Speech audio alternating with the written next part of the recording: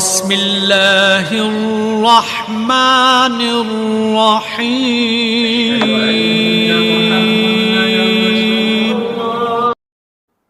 ذی الحجہ کا مہینہ اسلامی مہینوں میں 12واں مہینہ ہے، آخری مہینہ ہے۔ اس پر اسلامی سال مکمل ہو جاتا ہے، اور پھر اگلا مہینہ جو شروع ہوتا ہے محرم الحرام، اس سے اسلامی سال کا آغاز ہوتا ہے، ہمارا اسلامی سال شروع ہوتا ہے۔ اللہ اکبر کبیرہ۔ بہت کم ہمارے مسلمان بھائی بہنوں کو یہ بات معلوم ہے کہ اسلامی سال کا آغاز چاند کے حساب سے چلتا ہے، اور محرم کے مہینے سے اس کا آغاز ہوتا ہے۔ مدرسہ میں پڑھنے پڑھانے والوں کو معلوم ہے، دین کا کام کرنے والوں کو بہرحال تھوڑا بہت معلوم ہے، لیکن اس کے علاوہ تقریباً ہمارے بھائی بہنوں کو یہ بات معلوم نہیں ہے۔ تھوڑی سی گفتگو اس بارے میں بھی ہو جائے۔ تاریخ تو انسان کے لیے ضروری ہے نا، کوئی بھی واقعہ پیش آئے اس کو یاد رکھنا ہو تو تاریخ لکھی جاتی ہے کہ بھئی یہ واقعہ کب پیش آیا تھا، آپ کب پیدا ہوئے تھے، ڈیٹ آف برتھ کیا ہے آپ کا، ارے وہ فلاں تاریخ ہے، فلاں مہینہ ہے، فلاں سال ہے۔ شادی کب ہوئی آپ کی، فلاں تاریخ ہے، فلاں مہینہ ہے، فلاں سال ہے۔ فلاں آپ کو اتنے لاکھوں ملے تھے، کب ملے تھے۔ فلاں خدا نہ خواستہ کوئی غم صدمہ پیش آیا، انتقال ہوا کسی کا، وہ کب پیش آیا تھا، فلاں تاریخ تھی، فلاں دن تھا، فلاں مہینہ تھا۔ تو تاریخ تو واقعات کو یاد رکھنے کے لیے ضروری ہوا کرتی ہے۔ گزشتہ زمانوں میں ایام جاہلیت میں تاریخ کے سلسلے میں عرب لوگوں کا مزاج یہ تھا کہ اگر اس واقعے کے قریب میں کوئی بڑا واقعہ پیش آتا تھا، اس سے وہ تاریخ کو محفوظ رکھتے تھے۔ حرب فجار مشہور ہے،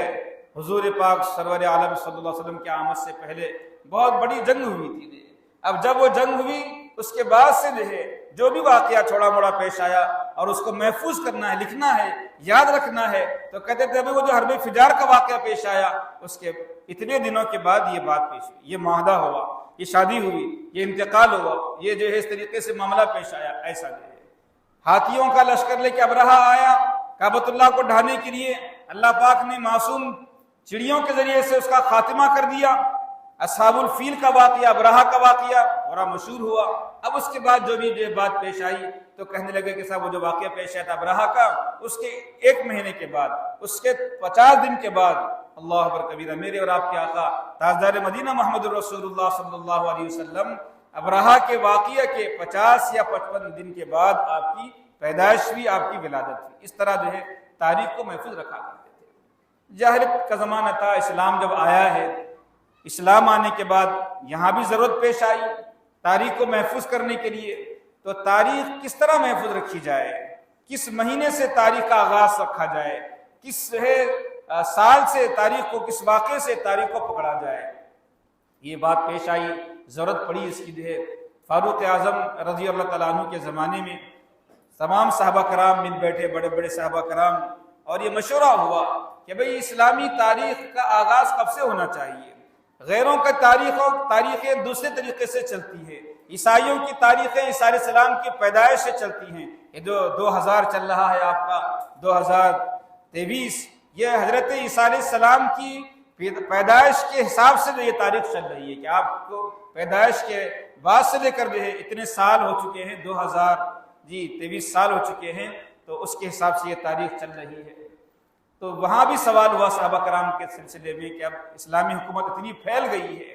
ہر بات کے واسطے، اس کو محفوظ رکھنے کے واسطے تاریخ اور یادداشت کی ضرورت ہے، کب سے اس کا آغاز کیا جائے۔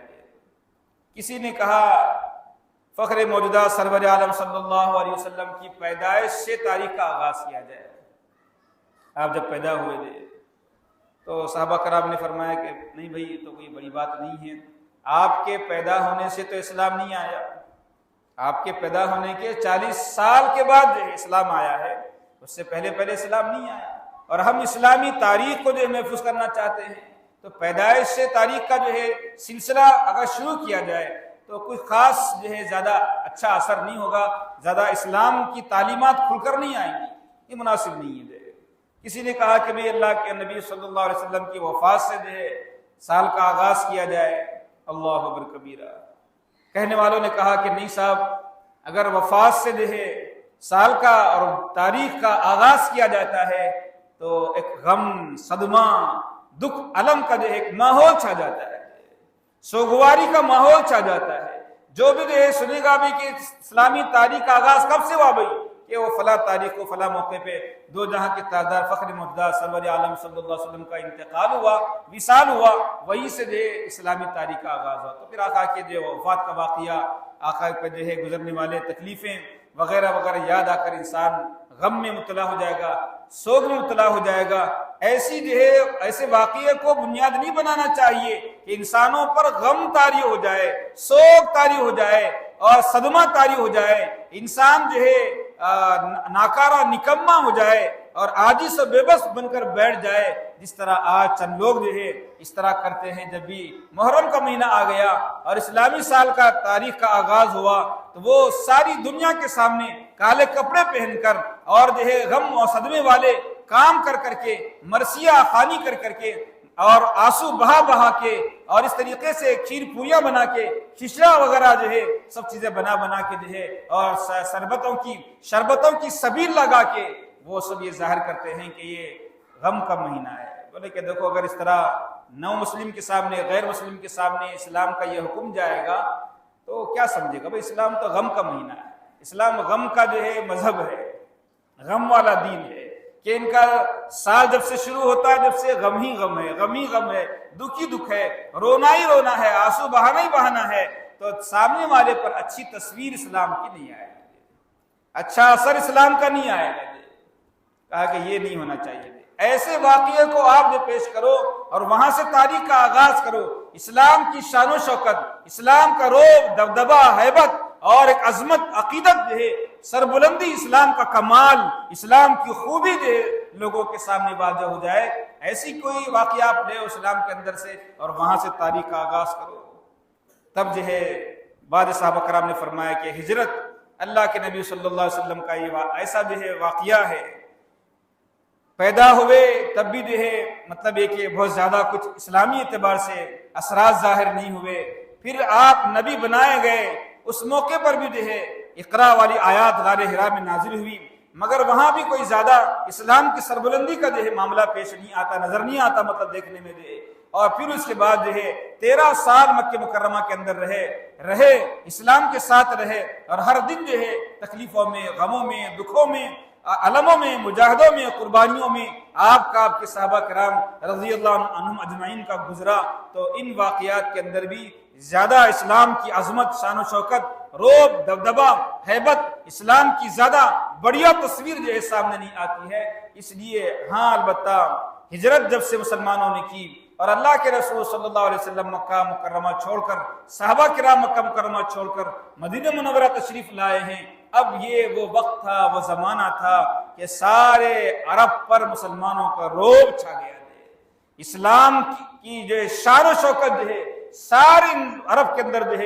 لوگوں کے سامنے واضح ہوئی کہ بھئی مسلمان بھی اب معمولی قوم نہیں ہے، وہ اپنا مدینہ منورہ کو اپنا دارالحکومت بنائے ہوئے ہیں، ریاست اسلام کی وہاں انہوں نے قائم فرمائی ہے، یہ بھی ایک مذہب ہے، یہ بھی ایک حکومت ہے، اس سے پنجہ آزمائی کرنا اتنا آسان نہیں ہے۔ لوگوں میں ایک ڈر خوف طاری ہونا شروع ہوا، پھر بدر ہوا، پھر احد ہوا، پھر خندق ہوا، احزاب ہوا، حنین ہوا، یہ ہوتے ہوتے پھر فتح مکہ ہوا۔ یہ ایسی لڑائیاں ہوئی کہ ہر لڑائی کے اندر اسلام کی عظمت، شان و شوکت، روب، دبدبہ، ہیبت اور خوف لوگوں کے دلوں میں، روب لوگوں کے دلوں میں بیٹھنا شروع ہو گئی، یہاں تک کہ فتح مکہ کے وقت وہ حال ہو گیا، اذا جاء نصر اللہ والفتح ورأیت الناس يدخلون فی دین اللہ افواجا، کہ جب آپ مکہ فتح ہو جائے،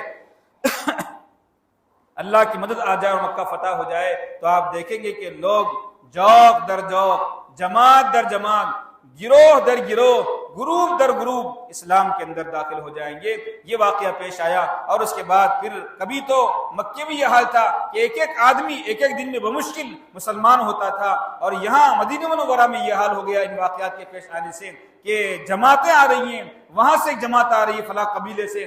قبیلے سے جماعت آ رہی ہے، فلاں یمن سے لوگ آ رہے ہیں، فلاں بحرین سے لوگ آ رہے ہیں، لوگ آتے گئے اسلام میں داخل ہوتے گئے، آتے گئے اسلام میں داخل ہوتے گئے، اس طرح جو اسلام کا غلغلہ ولولہ، شان و شوکت، شہرت اور بلندی جو ہے انتہا کو پہنچ گئی۔ پورے عرب کے اندر گویا کہ جو ہے اسلام پھیل گیا، اور کچھ باقی جو رہ گیا تھا حضرات صحابہ خلفاء راشدین کے زمانے میں، تو پھر تو یہ ہوا کہ جو ہے ساری جو ہے آدھی سے زیادہ دنیا پر اسلام کا جو پرچم لہرایا، اور وقت کی سپر پاور طاقتوں کو جو ہے کھدل کے روم کے جو ہے قدموں میں جو ہے حضرات صحابہ کرام نے روم کو، ایران کو، فارس کو جو ہے اپنے قدموں کے اندر لا دیا ہے۔ تو ایسا کوئی واقعہ ہو جس سے اسلام کی شان، عظمت، بڑائی، کبریائی اور اس کا جو بلند و بالا پن جو ہے یہ ظاہر ہونا چاہیے، ایسے واقعے کے ذریعے سے اسلامی تاریخ کا آغاز فرمائیے۔ سب کا اتفاق ہوا کہ ہاں ہجرت ہی وہ واقعہ ہے کہ اس قربانی کے بعد اسلام پھر چمکا، نور اسلام چمکا، آفتاب اسلام چمکا، اور نور محمدی صلی اللہ علیہ وسلم چمکا، اور پورے عرب کو بلکہ اس سے آگے بڑھ کر آدھی سے زیادہ دنیا کو جو ہے وہ چمکا کر چلا گیا، روشن کر کے چلا گیا۔ اور اس کے نتیجے میں ہر قسم کی کفر کی، شرک کی، فسق و فجور کی، زنا کی، شراب کی، بے حیائی کی، بدکاری کی، قتل و غارت گیری کی، ظلم و عدوان کی، ساری کی جو ہے تاریکیاں، ساری ظلمتیں، سارے اندھیرے جو ہے پھر چھٹ گئے۔ ایسا جو ہے اس وقت پھر اسلام پھیلا ہے۔ اسی ہجرت کے واقعے سے کہا گیا کہ صاحب یہ ٹھیک ہے، ہجرت کے واقعے سے اسلامی سال کا آغاز مانا جائے گا۔ سنتے ہی ہر آدمی کو معلوم ہو کہ وہاں سے وہاں آئے مسلمان، اور یہاں سے پھر اسلام کو جو ہے کہ جھنڈے کو بلند فرمایا گیا۔ پھر مہینے کا تذکرہ آیا کہ مہینہ کون سا ہونا چاہیے۔ رمضان کا بھی جو ہے مہینہ منتخب کر سکتے تھے اسلامی سال کے آغاز کے لیے،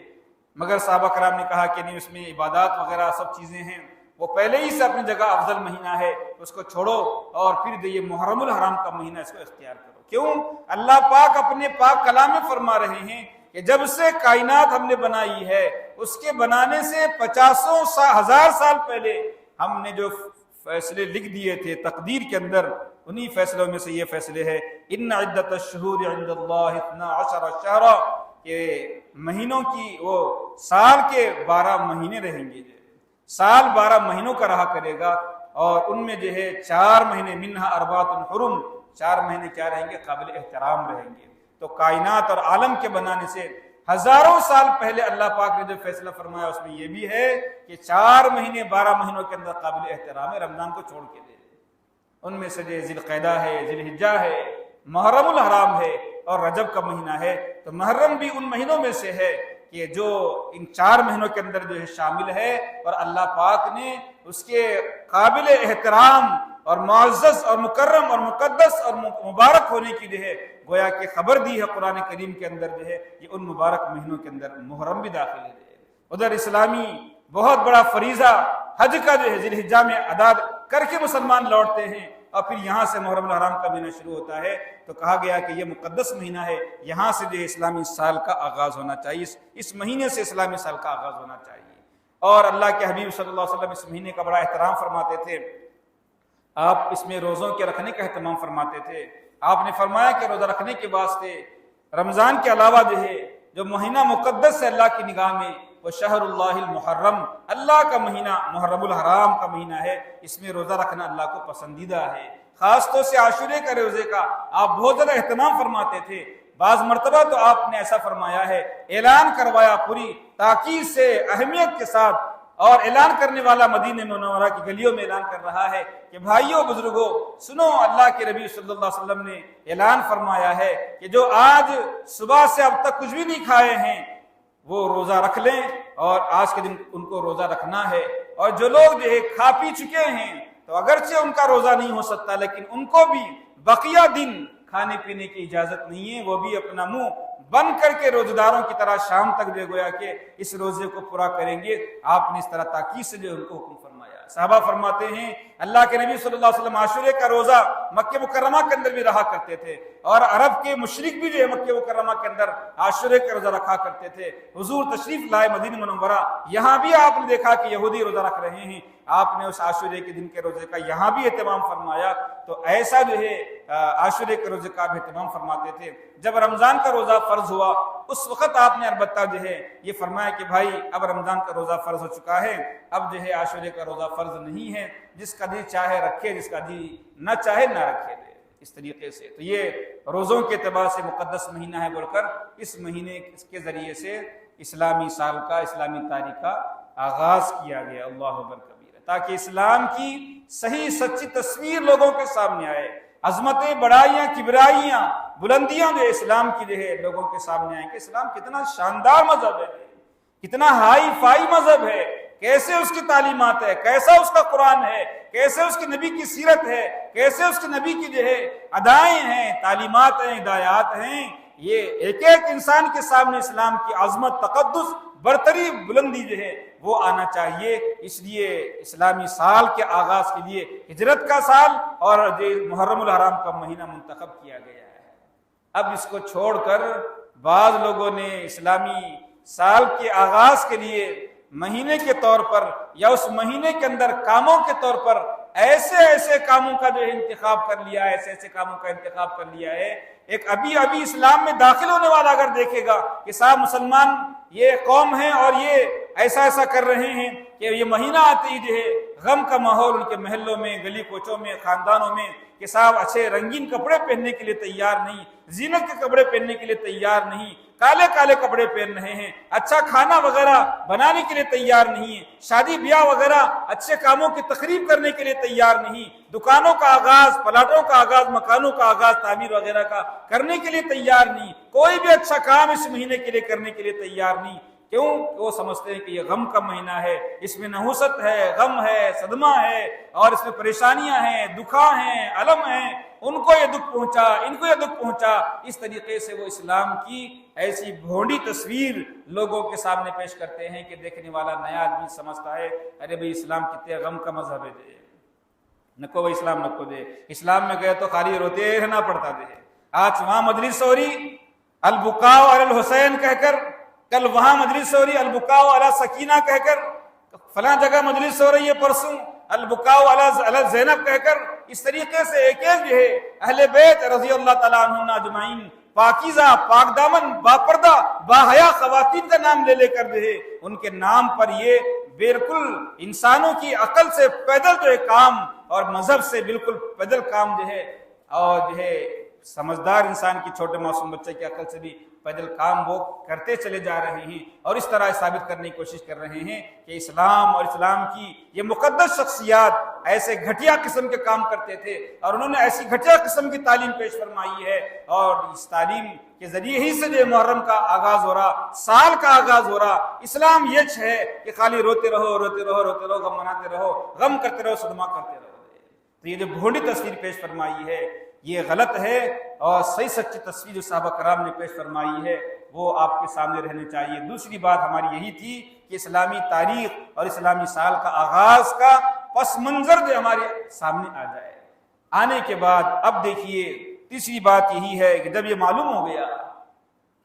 کہ اسلام جو ہے شاندار مذہب ہے، خوبصورت تعلیمات والا ہے، پاکیزہ اخلاق والا ہے، بلند ہدایات والا ہے، ہنسی خوشی غمی وغیرہ ساری چیزوں کے بارے میں اسلام کے الگ الگ ہدایات ہیں، ہر موقع پر ہماری رہبری کرتا ہے اسلام نے ہم کو سبق سکھایا ہے، طریقہ بتایا ہے۔ اگر آپ کو غم پیش آ جائے کتنے دن غم منانا دے۔ حضرت ام المومنین ام حبیبہ رضی اللہ تعالی عنہ کے والد محترم ابو سفیان رضی اللہ تعالی عنہ کا انتقال ہوا، 3 دن تک انہوں نے غم منایا، سوگ منایا جائز طریقے کے مطابق، اور پھر 3 دن ہونے کے بعد جو ہے خوشبو منگائی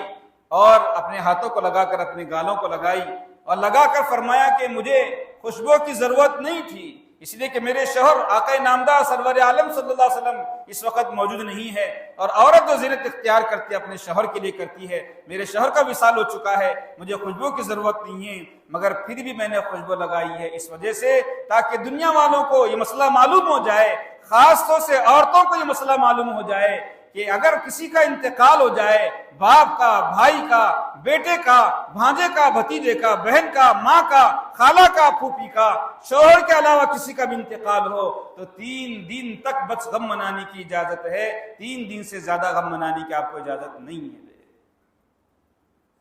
اور 3 دن پورے ہو گئے، ابا کا انتقال ہوا تھا، اب مجھے جو غم منانے کی اجازت نہیں ہے، اب میں خوشبو لگاؤں گی، زینت والے کپڑے پہنوں گی اور اچھا کھاؤں گی، اچھا پہنوں گی، اچھے اچھے کام جو مجھے کرنا ہے انجام دوں گی، 3 دن سے زیادہ مجھے غم منانے کی اجازت نہیں ہے۔ ہاں اگر شوہر کا انتقال ہو جائے تو بیوی کو حکم ہے کہ وہ شوہر کے انتقال پر 4 مہینہ 10 دن تک جو ہے غم منائے، سوگواری اختیار کرے اور سوگ منائے، اور اچھے کپڑے نہ پہنے، رنگین کپڑے نہ پہنے، اور زیب و زینت کی چیزاں، ہار وغیرہ، سنگار وغیرہ نہ کرے۔ یہ عورت کو حکم ہے شوہر کے انتقال پر، باقی کسی کے انتقال پر 3 دن سے زیادہ غم منانے کی اجازت نہیں ہے۔ یہ کیسا غم ہے؟ حضرت حسین رضی اللہ تعالی عنہ کا جو ہے وصال ہو کر 1400 سال ہو گئے، اب تک محرم الحرام جب بھی آتا ہے برابر غم جاری ہو جاتا ہے، غم جاری ہو جاتا ہے، مہینہ پورا کا پورا غم کے اندر نکل جاتا ہے، اور پورے معاشرے کو، ماحول کو سوگوار بنانے کی کوشش کی جاتی ہے۔ اسلامی عمل نہیں ہے،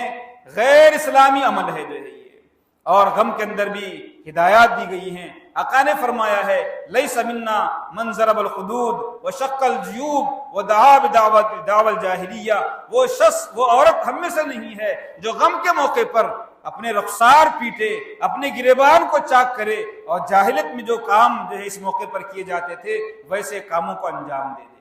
چیخنا، پکارنا، رونا، چلانا اور نوحہ کرنا، تعریفیں کر کر کے جو ہے آنسو بہانا، غم منانا، صدمہ کرنا، اور غم کی مجلسیں منعقد کرنا، رونے کی مجلسیں منعقد کرنا، باضابطہ جو ہے مجالس کا انعقاد جو ہے، اور باضابطہ مرثیے کا جو ہے آغاز، غم منانے کا آغاز، باضابطہ غم کے لیے جلوس، اور اس جلوس کے اندر جو ہے چھریوں سے، تلواروں سے اور بلیڈ سے، اور جو ہے اپنے ہاتھوں سے اپنے بدن کو کھرچنا، خون بہانا، زخمی کرنا، یہ اسلامی ہدایت نہیں ہے۔ غم کے موقع پر آنسو بہائے آدمی یہ کوئی مسئلہ نہیں ہے، صدمے کا اظہار کرے محبت کے الفاظ میں مسئلہ نہیں ہے۔ دو جہاں کے تاجدار فخر موجودہ سرور عالم صلی اللہ علیہ وسلم کے صاحبزادے حضرت ابراہیم علیہ السلام کا وصال ہوا، آپ جو ہے ان کو قبر میں اتار رہے ہیں، صحابہ دیکھ رہے ہیں کہ آقا نامدار سرور عالم صلی اللہ علیہ وسلم کی آنکھوں سے آنسو جا رہے ہیں۔ آقا فرماتے ہیں القلب تدمع، القلب یحزن والعین تدمع،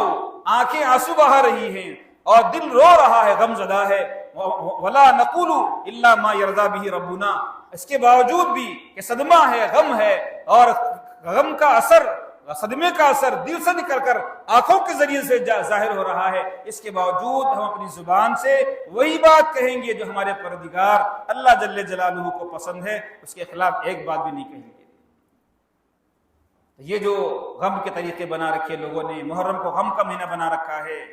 تعزیے کا مہینہ بنا رکھا ہے، علم کا مہینہ بنا رکھا ہے، شربت اور کھچڑے کا مہینہ بنا رکھا ہے، اور اس طریقے سے کالے کپڑوں کا مہینہ بنا رکھا ہے، شربتوں کی تقسیم کا مہینہ بنا رکھا ہے، اور اس طریقے سے بہت سے کام جو اس موقع پر کیے جاتے ہیں، یہ سب اس مہینے کے اندر ہونے والے وہ کام ہیں جن کا قرآن سے، حدیث سے، دین سے، اسلام سے، اللہ سے، رسول سے، اور سب سے آگے بڑھ کر جن کے نام پر تم یہ کام کر رہے ہو، حضرت حسین رضی اللہ تعالی عنہم اور حضرات اہل بیت رضی اللہ تعالی عنہم، ان میں سے کسی سے بھی یہ عمل ثابت نہیں ہے۔ ان حضرات میں سے کسی نے نہ ایسا کیا اور نہ کسی کو ایسا کرنے کی اجازت دی ہے،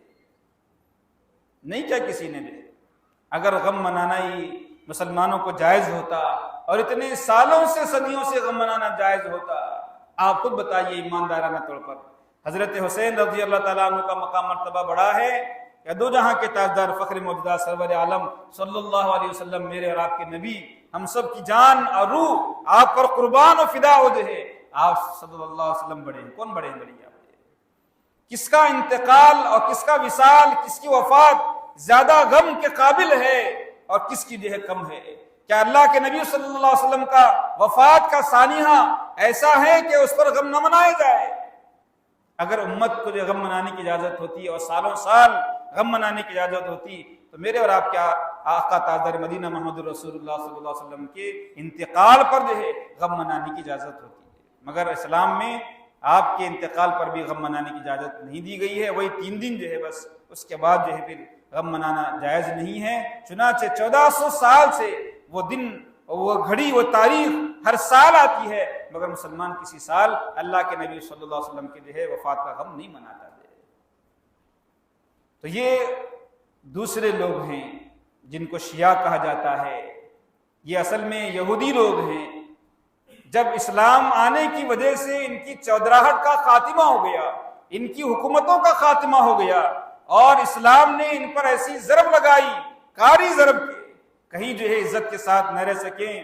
اور اپنی چودراہٹ نہ چلا سکیں، دجالیت اپنی نہ پھیلا سکیں، تو انہوں نے اسلام کا خاتمہ کرنے کے لیے جھوٹے طریقے سے اسلام لا کر جو ہے اور اسلام کا لباس پہن کر، لبادہ پہن کر، اوڑھ کر جو ہے اسلام کے اندر گھس گئے۔ مقصد اسلام لانا، مسلمان ہونا نہیں تھا ان کا، بلکہ اندر گھس کر اندرون سے اسلام کا صفایا کرنا، اسلام کو مٹانا مقصد تھا۔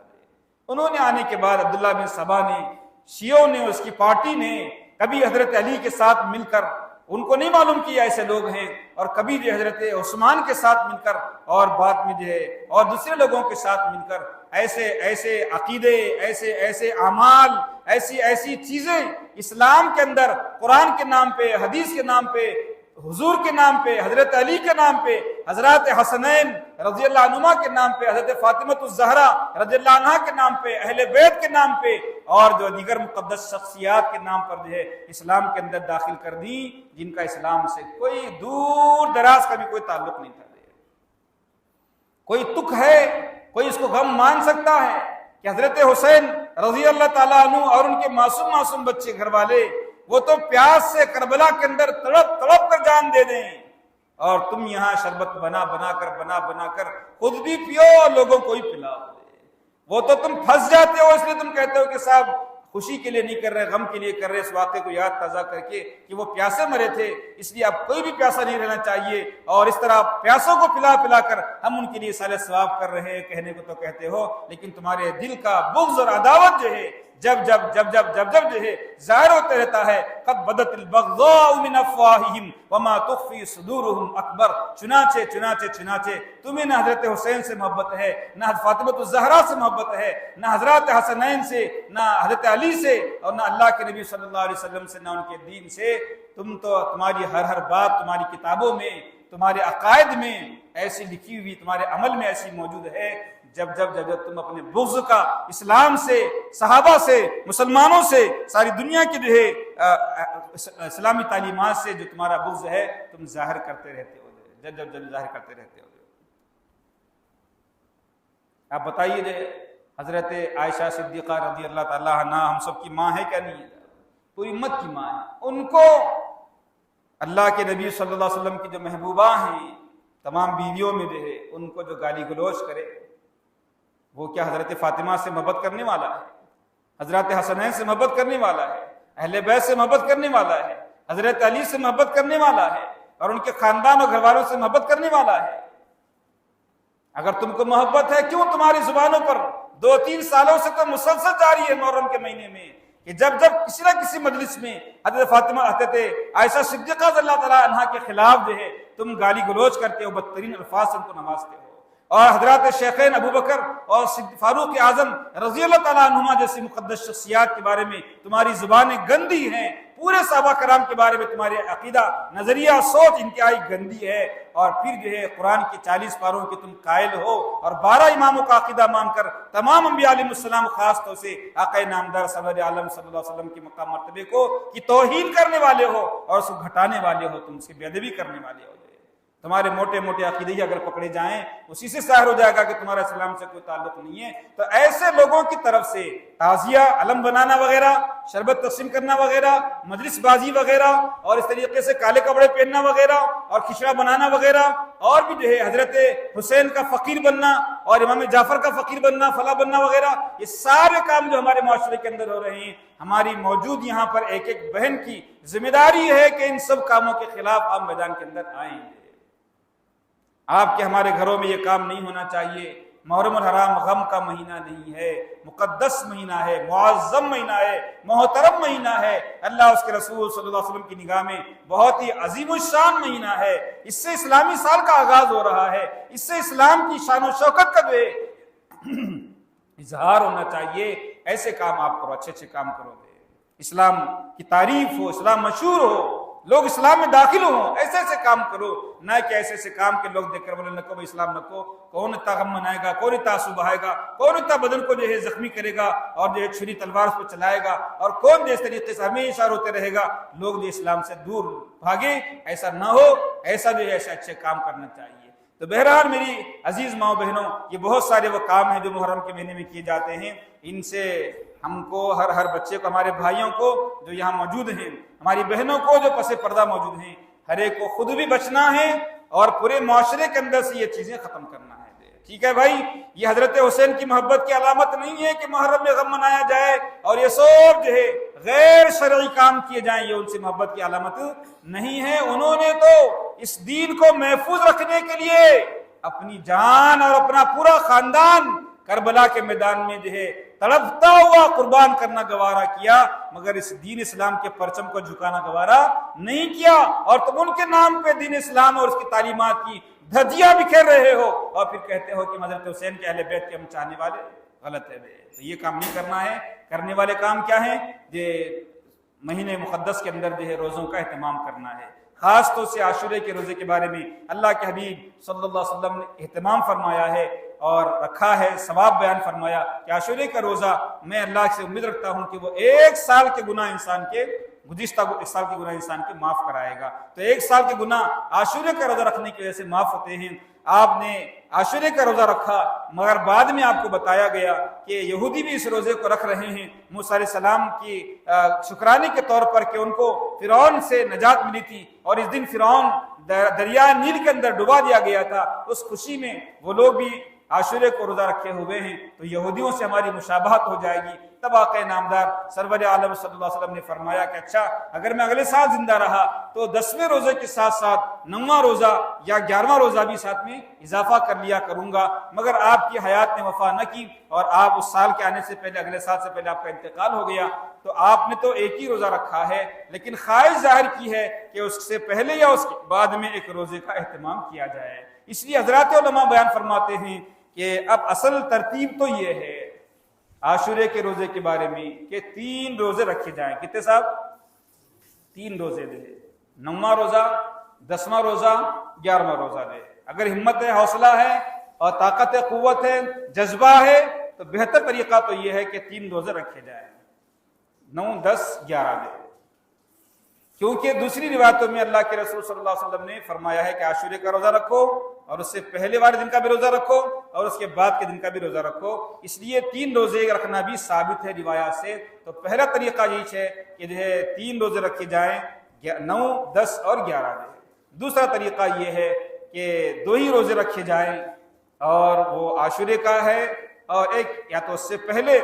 اور ایک یا تو اس کے بعد میں، یا تو 9، 10 یا 10 اور 11۔ 10 اصل ہے، اس سے پہلے والا ملا لو یا اس کے بعد والا ملا لو، یہ دوسرا درجہ ہے، ایسا بھی چل جاتا۔ اور آخری درجہ یہ ہے کہ کم از کم درجے میں اگر 2 روزے بھی نہیں ہو سک رہے ہیں تو 1 روزہ تو کم از کم کیا ہے رکھنا چاہیے۔ وہ عاشورے کا روزہ ہے، 10ویں تاریخ کا محرم الحرام کا روزہ ہے، رکھنا چاہیے اس کو۔ جو ہے ایک کام تو کرنے کا یہ ہے، اور دوسرا کام کرنے کا یہ ہے، دوسری بعض روایتوں میں اللہ کے رسول صلی اللہ علیہ وسلم نے فرمایا ہے کہ جو عاشورے کے دن اپنے گھر والوں پر کھانے میں وسعت دے، اچھا کھلائے پلائے ان کو، جو ہے ان کی خواہش کے مطابق، جائز طریقے کے مطابق حلال کھانا خوب اچھے طریقے سے پکا کے کھانا، میٹھا، بریانی وغیرہ سب چیزیں کھلائے، اللہ اس کی برکت سے سال بھر اس کے روزی میں فراخی عطا فرماتے ہیں، کشادگی عطا فرماتے ہیں، برکت عطا فرما دیتے ہیں۔ اور حضرت جابر رضی اللہ عنہ صحابی فرماتے ہیں کہ ہم نے اللہ کے رسول صلی اللہ علیہ وسلم کی اس ہدایت پر عمل کیا، بار بار تجربہ کیا، ہم نے ویسا ہی پایا جیسا اللہ کے رسول صلی اللہ علیہ وسلم نے بیان فرمایا۔ آپ بولیں گے مولانا، آپ بولے روزہ رکھو بھی بول رہے ہیں، پھر کھانا بھی خوب جم کے کھاؤ بول کے بول رہے ہیں، تو اس کا طریقہ ہے، علماء اسلام سے وہ بھی معلوم کرنا چاہیے کہ پیٹ بھی بھر جائے اور کیا روزہ بھی ہو جائے اور حدیث پر عمل بھی ہو جائے اور کیا سب کھانا پینا بھی ہو جائے۔ وہ اس طریقے سے کہ 9ویں تاریخ گزرنے کے بعد جب روزے سے رہتے ہم، جو رات میں افطار کرنے کا وقت آئے گا، رات سے 10ویں تاریخ کا آغاز ہو جاتا ہے۔ 10ویں تاریخ کا آغاز ہو گیا، آپ افطار کے بعد یا سحری میں جم کے جو بھی کھانا ہے آپ کو کھا لو کہ یہ 10واں ہی دن ہے، 10ویں ہی تاریخ ہے۔ اسلام میں رات پہلے آتی ہے، دن بعد میں آتا ہے، اس لیے یہ جو رات ہے یہ عاشورے کی رات ہے۔ اس میں شام میں جو کھا رہے ہیں وہ بھی 10ویں تاریخ کا کھانا ہے، سحر میں کھا رہے 10ویں روزے کے واسطے وہ بھی شام کا کھانا ہے۔ تو اگر اس موقع پر کھایا جائے اور پکایا جائے تو یہ 2 حدیث پر بھی عمل ہو جائے گا اور ساتھ میں ہمارا روزہ بھی پورا ہو جائے گا۔ تو یہ بہترین طریقہ ہے۔ بہرحال تو اس لیے کھانے میں وسعت دینا چاہیے، مگر اپنے گھر والوں کو بولے اللہ کے رسول صلی اللہ علیہ وسلم، اور کھچڑا بول کے نہیں بولے، شربت بول کے نہیں بولے، گڑ کا شربت، دودھ کا شربت بول کے نہیں بولے، ٹھیک ہے صاحب. تو اس لیے خالی اپنے گھر والوں کے حد تک جو ہے اس کو بنانا پکوان کرنا چاہیے اور ان کو ہی کھلانے کرنے وغیرہ کی فکر کرنا چاہیے اور جو ہے اچھے سے اچھا کھلانا چاہیے، اس امید سے کہ انشاءاللہ اس عمل کی برکت سے، اللہ کے رسول صلی اللہ علیہ وسلم کی ہدایت پر عمل کرنے کی برکت سے ہمارے لیے سال بھر روزی میں فراخی رہے گی. تو ایسا کرنا چاہیے. وہ جو شیعہ حضرات کر رہے ہیں، کھچڑا بنا رہے تقسیم کر رہے ہیں، کھیر پوریا بنا رہے تقسیم کر رہے ہیں، دعوتہ کر رہے ہیں، شربتہ تقسیم کر رہے ہیں، دیگا چڑھا کے لوگوں کو کھلا رہے کر رہے ہیں، یہ سب کاموں کی ضرورت نہیں ہے. اور رہا ایصال ثواب حضرت حسین رضی اللہ عنہ کے لیے اور ان کے اہل خاندان کے لیے، اہل بیت کے لیے، پہلی بات تو یہ ہے کہ وہ بہت مقدس طبقہ ہے، ان کے نیکیاں ان کو بہت ہے، ان کو ہمارے آپ کے ایصال ثواب کی ضرورت نہیں ہے. چلو پھر بھی اگر ہم کرنا چاہتے ہیں تو عاشورے کا دن خاص نہیں ہے، اس کے لیے طے نہیں ہے،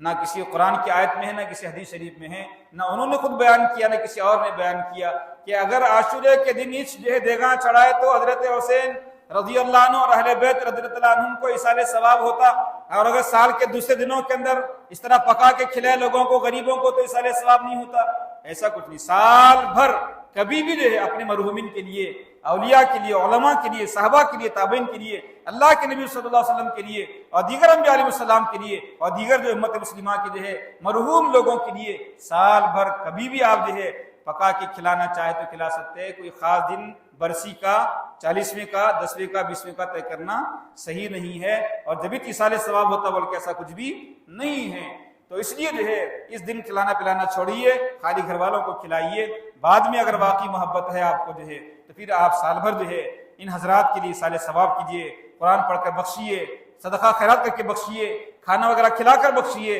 ان کے لیے جو ہے تلاوت قرآن کر کے ایصال ثواب کیجیے. کیا کیا بھی کرنا چاہے کیجیے. یہ ہمارے امت کے محسن ہیں، انہی حضرات کی قربانیوں سے اسلام آج زندہ ہے اور ہم اور آپ مسلمان جو باقی ہیں، اور انشاءاللہ قیامت تک کے دن باقی رہے گا. اگر یہ حضرات اپنا اپنا دیکھنے والے ہوتے، جس طرح شیعہ دیکھ رہے ہیں، دوسرے گمراہ فرقے دیکھ رہے ہیں، تو اسلام کب کا ہی مٹ چکا ہوتا تھا. بہرحال میرے عزیز و بزرگوں، دوستوں، میری ماں بہنوں، میرے بچوں، میری بچیوں، جو ضروری باتیں اس موقع کی، اس مہینے کی مبارک مناسبت سے جو ہے تھی کرنے والے کام، روزہ رکھنا ہے عاشورے کے دن وغیرہ کا، اور جو ہے اچھا کھانا وغیرہ کر لینا ہے، اور ان دنوں کے اندر روزوں کا، عبادت وغیرہ کا اہتمام کرنا ہے، وہ بھی ہم نے آپ کے سامنے ذکر کر دیا. اور جو کام نہیں کرنے ہیں، یہ ہمارے معصوم بچے ہیں، یہ بھی محلے گلی کوچوں کے اندر جو ہے علموں کے پیچھے بھاگتے ہیں، علموں کے پیچھے بھاگتے ہیں. بھائی جی کوئی بھی علم کے پیچھے نہیں بھاگیں گا. شربتہ تقسیم کرتے پھرتے ہیں، کوئی بھی جو ہے کام نہیں کریں گا. تو یہ جتنے بھی نہیں کرنے، کالے کپڑے پہننا، شربتہ تقسیم کرنا، علم اٹھانا، اور جو اس طریقے سے جو ہے یا حسین کے نعرے لگانا، اور میں حضرت حسین کا فقیر ہوں بول کے جو لوگوں سے بھیک مانگتے پھرنا، یہ جتنے کام اس موقع پر کیے جاتے ہیں وہ سب کام آپ کیا کرنا ہے، آپ کو چھوڑ دینا ہے، نہیں انجام دینا ہے. تو کرنے والے کام بھی معلوم ہو گئے، نہیں کرنے والے کام بھی معلوم ہو گئے. اور بتا دیا گیا آپ کو کہ محرم کا مہینہ وہ غم کا، صدمے کا، آنسو بہانے کا مہینہ، کالے کپڑے پہننے کا مہینہ نہیں ہے، بلکہ اس سے اسلام کا جو ہے جو بہت بڑا واقعہ 1400 سال پہلے پیش آیا تھا، جس سے ہماری اسلامی تاریخ چلتی ہے. کیا بولتے ہیں آج آپ؟ آج کون سی تاریخ ہے؟ آج جو ہے 27 تاریخ ذی الحجہ کی. اور کون سا سن ہے؟ سن 1444 ہجری. اور اس کے بعد 1445واں سال محرم سے کیا ہو جائے گا؟ شروع ہو جائے گا. تو اس لیے اس عظیم واقعے کی یاد تازہ کرتے ہوئے ایسے کام ہم کو کرنا چاہیے اور لوگوں کے سامنے جو ظاہر کرنا چاہیے، جس سے اسلام کا نام بلند ہو اور جو ہے شان و شوکت ظاہر ہو، اور لوگ اسلام کی تعلیمات اور اخلاق اور عمدہ جو ہے چیزوں کو دیکھ کر اسلام کے اندر داخل ہوں، نہ کہ ہمارے گندے کرتوت کو دیکھ کر اسلام سے لوگ دور بھاگیں اور اسلام سے جو ہے باہر نکل جائیں. ایسے کاموں کو نہیں کرنا چاہیے. اللہ پاک مجھے اور آپ کو جو باتیں کہی سنی گئی ہیں ان پر عمل کی توفیق نصیب فرمائے، اور جو ہمارے اندر علمی عملی فکری گمراہیاں ہیں، غلط عقائد نظریات وغیرہ ہیں، ان سب سے اللہ پاک مجھے اور آپ کو محفوظ فرمائے. آمین. وآخر دعوانا ان الحمدللہ رب العالمین.